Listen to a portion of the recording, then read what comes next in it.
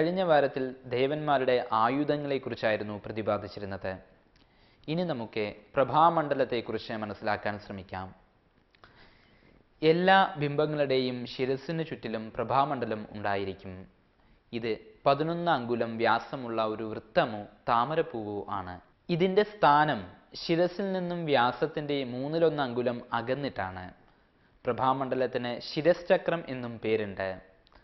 പ്രഭാമണ്ഡലവും പ്രഭാവലിയും ഒന്നു തന്നെയാണെങ്കിലും നികൃഷ്ടാർത്ഥം നോക്കുന്ന സമയത്തിൽ പ്രഭാവലി ശരീരത്തെ മുഴുവനും, പ്രഭാമണ്ഡലം ശിരസിനെ മാത്രവും ചൂഴ്ന്നു നിൽക്കുന്നതാണ് എന്ന് മനസ്സിലാക്കുവാൻ സാധിക്കും.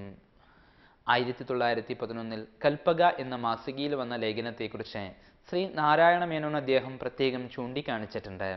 പ്രഭാമണ്ഡലത്തെക്കുറിച്ച് പറയുന്നതായിരിക്കുന്ന ആ ലേഖനം ഇപ്രകാരമാണ്: സാധാരണ മനുഷ്യർക്ക് കണ്ടറിയാൻ വയ്യാത്ത ഏതോ ഒരു നിഗൂഢ ശക്തി മനുഷ്യനിലുണ്ട് എന്നുള്ളത് തർക്കമില്ലാത്ത കാര്യമാണ്.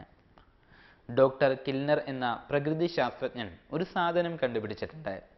അതിലൂടെ നോക്കുന്നതായിരിക്കുന്ന സമയത്തിൽ നമ്മളുടെ ശരീരത്തിൽ നിന്നും പുറപ്പെടുന്ന ഒരു ശക്തി വിശേഷത്തെ ഏതൊരു വ്യക്തിക്കും കാണുവാൻ കഴിയും.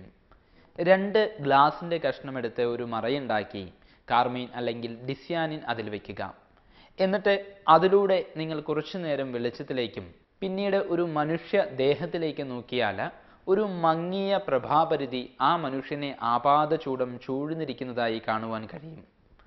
ശരീരത്തോട് ചേർന്ന് 1/4 ഇഞ്ച് വീതിയിൽ കറുപ്പ് നാട പോലെ ഒരു നിറവും ഉണ്ടായിരിക്കും. അതിനപ്പുറത്ത് പ്രകാശമാനമായി 3 ഇഞ്ച് വിസ്താരത്തിലുള്ള ഒരു പുക നിറവും കാണുവാൻ കഴിയും. ഈ പ്രകാശം ഓരോ വ്യക്തിയിലും വ്യത്യാസപ്പെട്ടാകും കാണുക. പുരുഷനിലും സ്ത്രീയിലും, കുട്ടികളിലും വൃദ്ധന്മാരിലും, നല്ല വ്യക്തികളിലും ദുസ്വഭാവികളിലും, രോഗിയിലും ആരോഗ്യവാനിലും അത് ഭിന്നമായിരിക്കും.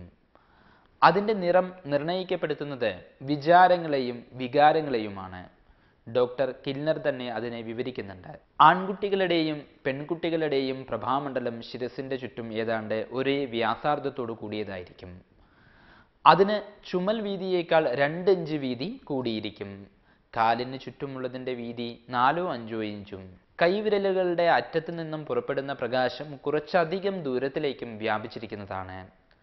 ഒരു പെൺകുട്ടിയുടെ പ്രഭാമണ്ഡലത്തിന് ഒരു ആൺകുട്ടിയുടേതിനോളം കട്ടി ഉണ്ടാകില്ല. ഒരു പുരുഷൻ്റേതിന് സ്ത്രീയുടേതിനേക്കാൾ വിസ്താരം കൂടുതലായിരിക്കുമത്രേ. ബുദ്ധി കുറഞ്ഞ വ്യക്തികളുടെ പ്രഭാമണ്ഡലം ബുദ്ധിമാന്മാരുടേതിനേക്കാൾ ചുരുങ്ങിയിട്ടാകും കാണപ്പെടുക. അതുപോലെ ഒരു അപസ്മാര രോഗിയുടെ പ്രഭാമണ്ഡലത്തിൻ്റെ വലിപ്പം എല്ലായിടത്തും ഒരേ വിധമായിരിക്കില്ല. ഹിസ്റ്റീരിയ ബാധിച്ച ഒരു പെൺകുട്ടിയുടെ അരക്കെട്ടിൽ വെച്ച് പ്രകാശനാടിയുടെ വീതി വല്ലാതെ കുറഞ്ഞിട്ടാകുമത്രേ കാണുക.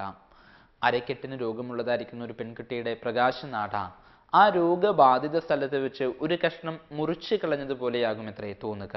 മനുഷ്യനെ ഏതാണ്ട് സകല വിധത്തിലും അനുവർത്തിക്കുന്നതായ ക്ഷേത്രബിംബം ഈ കാര്യത്തിലും ആ സാമാന്യ നിയമത്തെ അനുകരിക്കുന്നുണ്ട് എന്നർത്ഥം. അതാണ് പ്രഭാമണ്ഡലത്തെക്കുറിച്ച് ഇവിടെ പറയുന്നത്.